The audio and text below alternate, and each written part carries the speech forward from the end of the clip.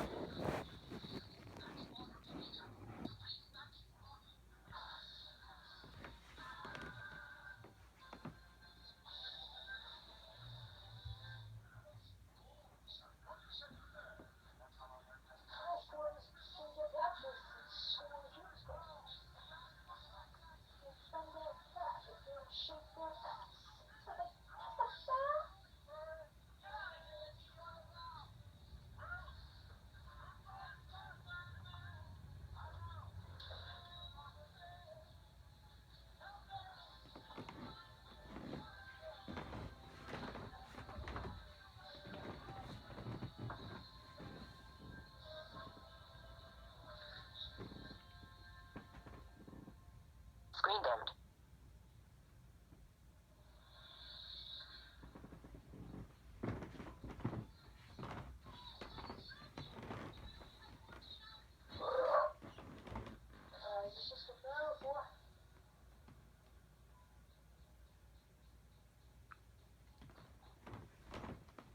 Screen locked.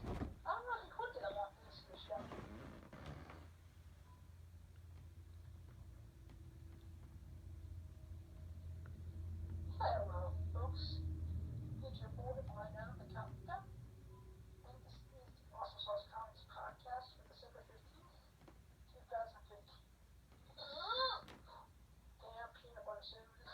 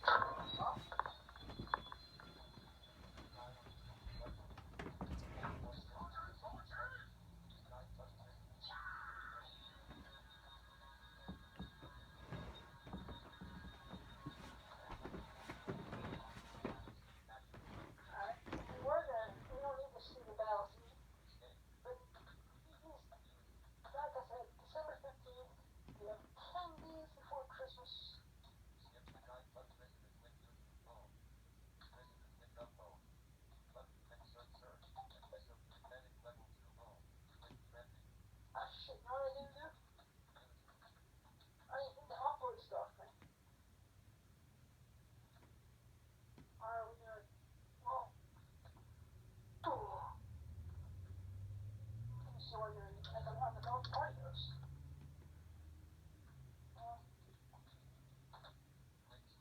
Hit the ring first. Upload.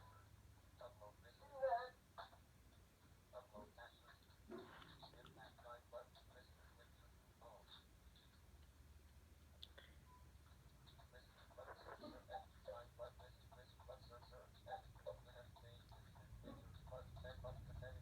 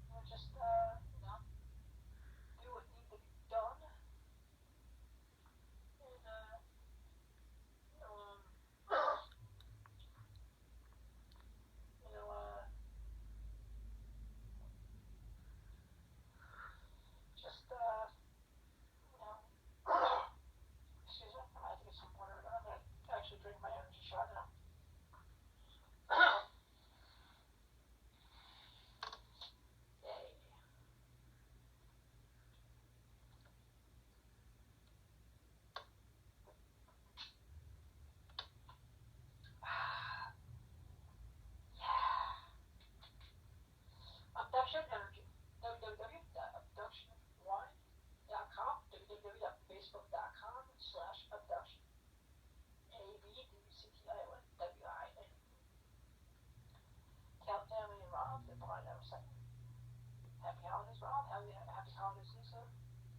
I am dedicating this episode to Lisa and Rob and Abduction Wine for being one of the best sponsors of the show.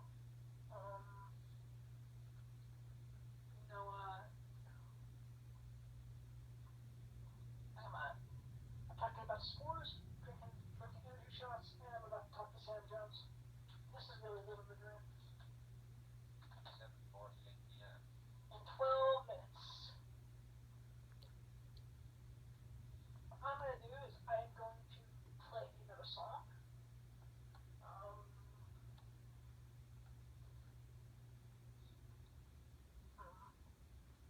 And then I'm going to go then I'll get Mr. Jones on the line. And we'll do this.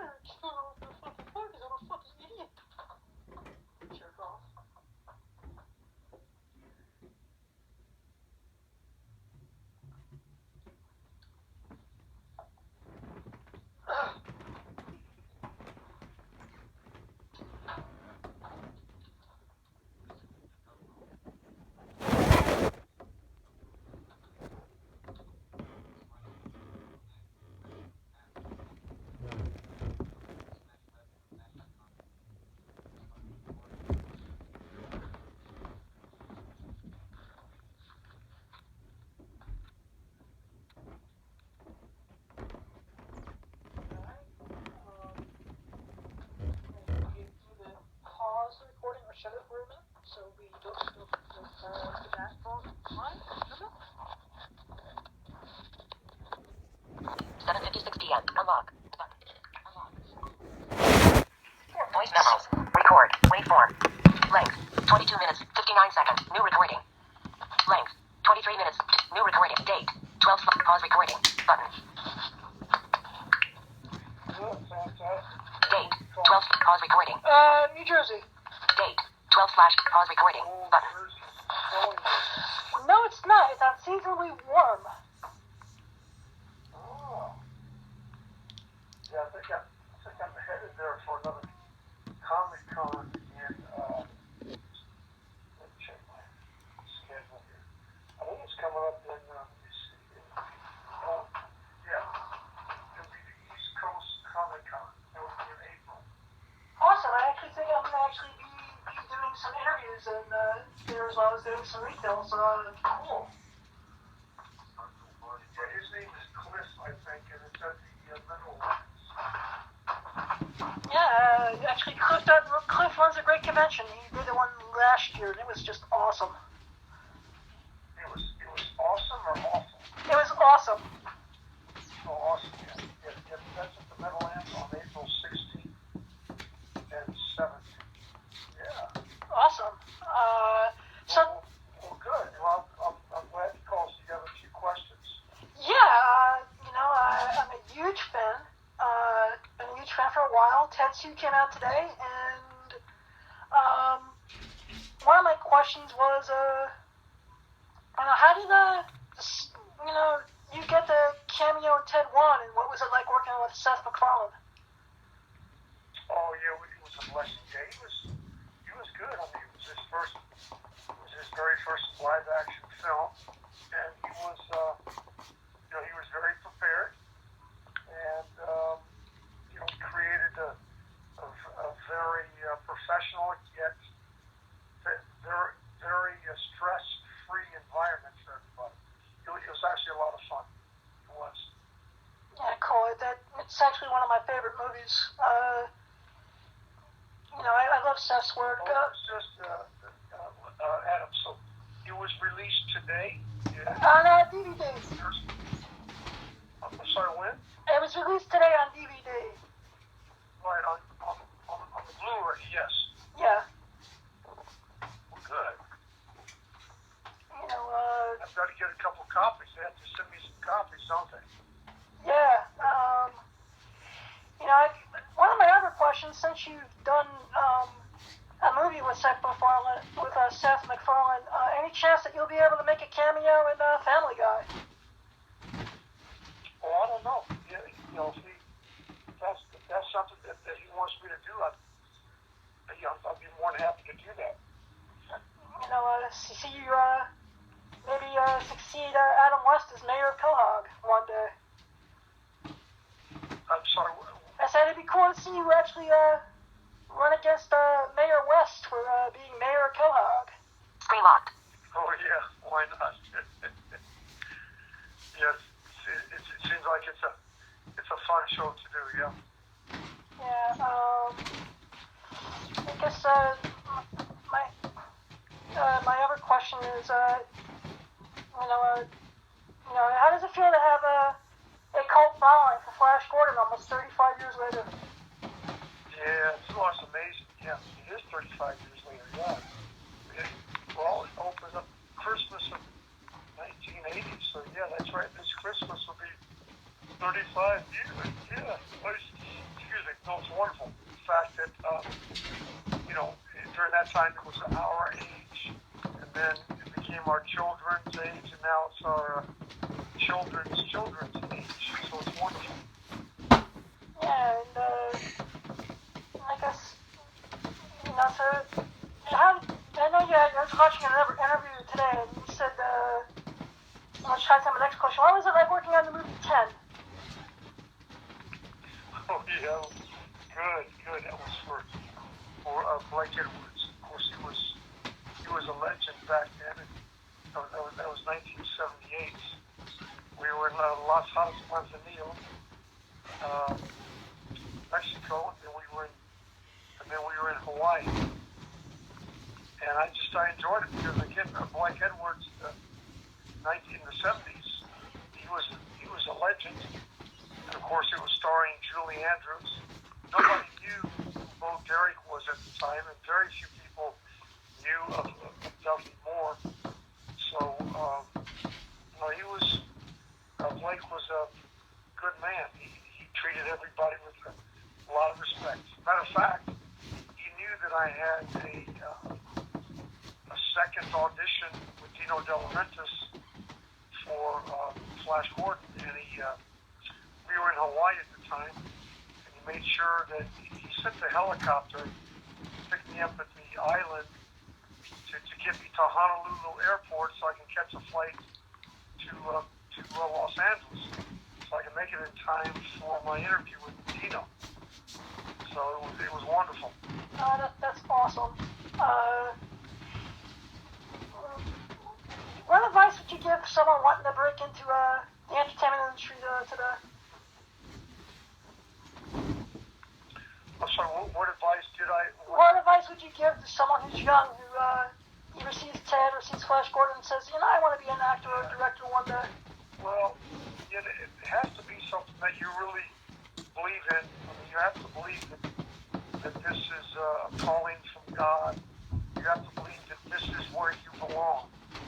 I think a lot of people do it because it seems like a pretty good idea for them to do it or maybe try it. But I would say you definitely have to get your degree. Make sure that you're trained up, in another vocation, and or that you have a degree.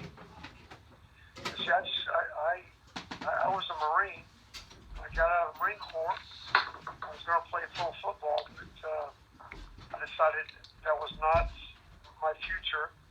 And I read an article on Clint Eastwood, and that it inspired me to do it.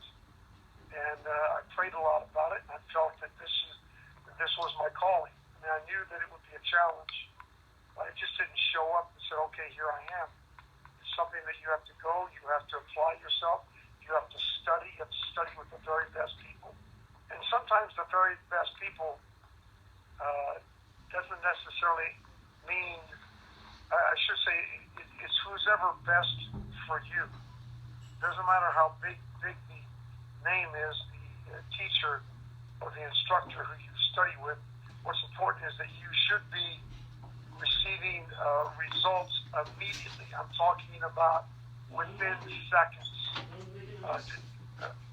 Just by going and listening to the acting teacher, auditing the class, and then of course getting up and doing your first scene study or improvisational class. You should be getting results immediately. If not, you need to leave. You need to run from that class, and you need to get with somebody who you're really understanding what's going on. And that was key for me.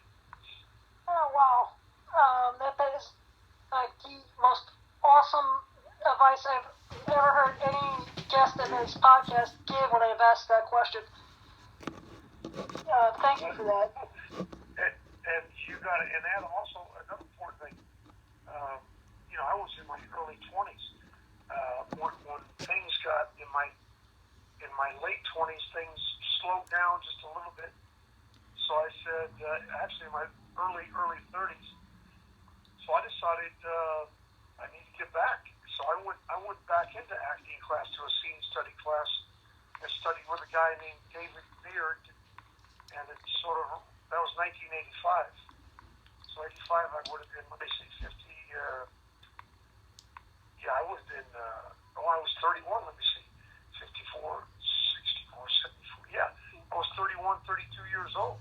So I went back to acting class, and that's I was probably obviously the oldest in my class, but I received, and this guy got magic from all the actors, whether they were brand new or a seasoned guy like me.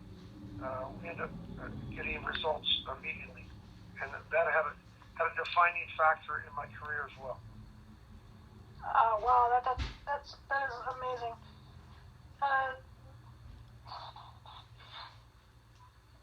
How did Intercord get started? Oh, intercordon. Yeah, no, that's being a former Marine, things got, again, there's always going to be busy periods and slow periods in the film and entertainment industry. So we have to make sure, if you're part of this industry, you got to make sure that you stay busy. And there's another dynamic added if you married with children. So that means you have to have provision coming in at all times. So I started a new vocation at the age of 50, the high-end security industry, primarily working in Mexico, the cross-border security operations in Mexico. But yeah, that came about because there was a slow period in the film industry for me, and I decided I'm not going to wait around. And my wife was very encouraging about that. And it was a good thing. I mean, I started out, I opened up my own company, but I realized within a short amount of time, within 2 years, it was wiser to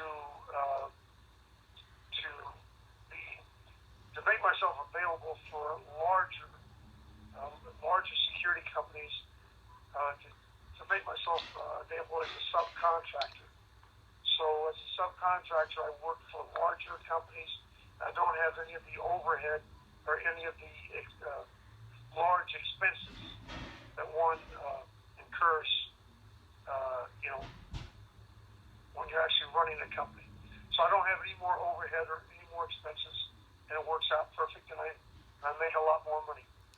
So when I committed to this, Adam, a funny thing happened, because we always want to do what, where our heart leads us, and obviously that is making movies and TV shows. But when it comes time for provision, sometimes we have to take a back seat and do something else. So when I committed to this, within 2 years, I started receiving calls,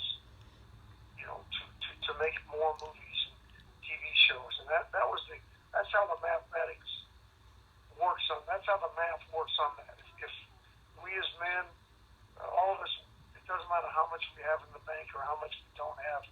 The important thing is we have to work. We have to provide. And once we do that, then our prayers are answered. And then, for instance, like I just said, movie offers started to come in. But at the same time, I learned that I need to protect my primary provision. If I'm not making back-to-back movies, if I'm not doing a hit TV series 2 or 3 years in a row, then my goal, my objective is to protect my primary provision. And that's something that I think all of us Wow, this takes me back to a couple years back when we did that spotlight panel at the Rhode Island Comic Con, is where I met you. Oh yeah. And you said that it's one thing to have your dream and go after your dream job, but you still have to be making money while you're doing it. Something that actually stuck with me even to this day.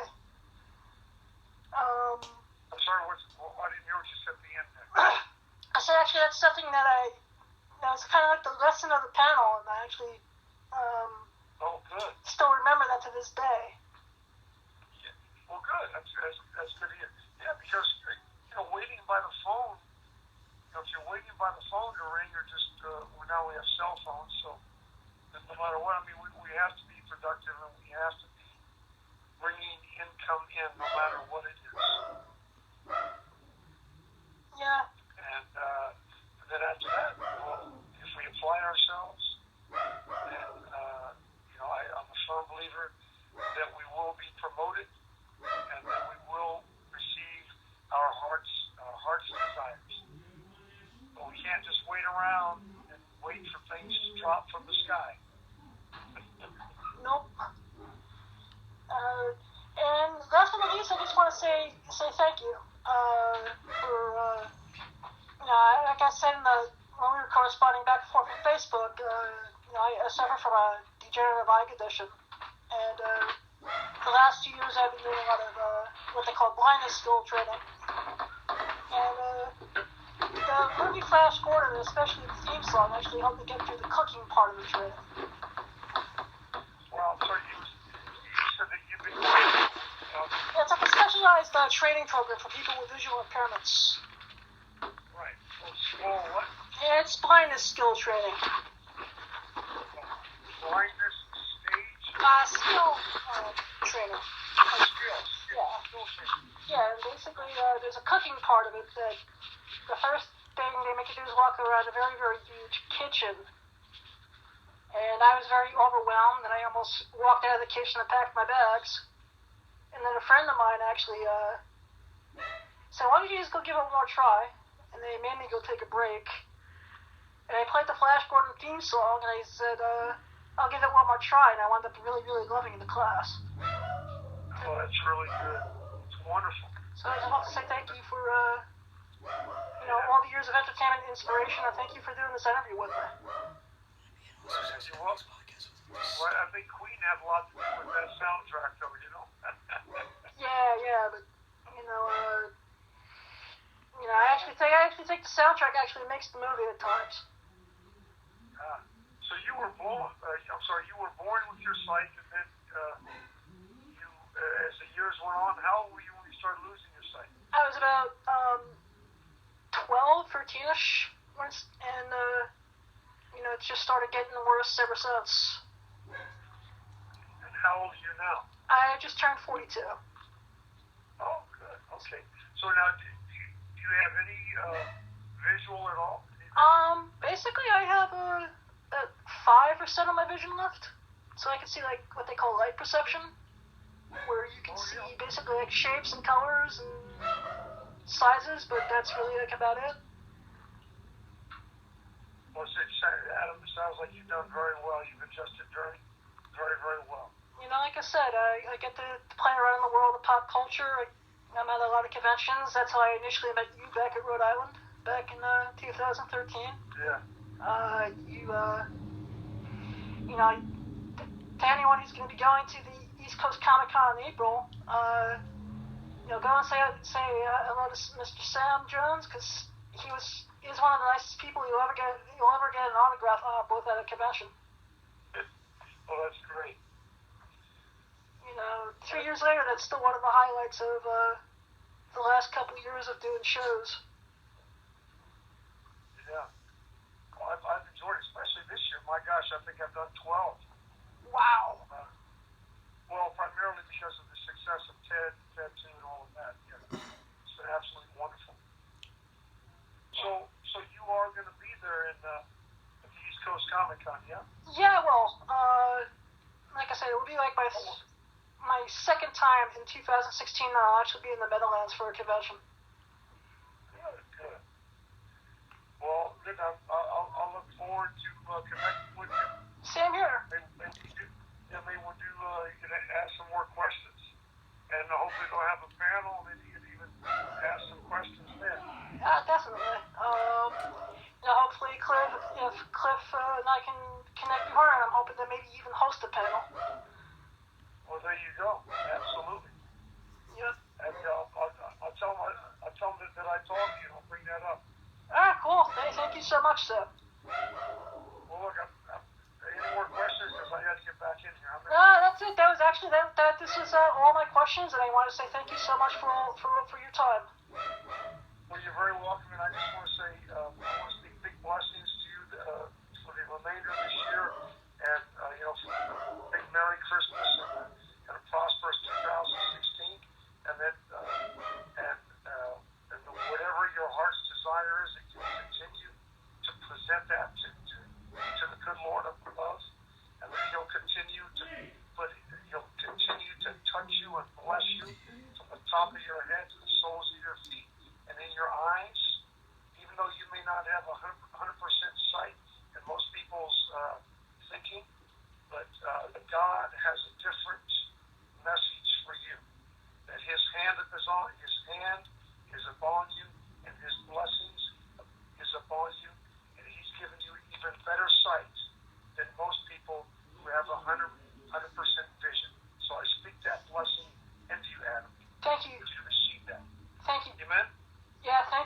much. Okay, buddy. I'll be talking to you soon. Talk to you soon, Sam. Take care. Happy holidays.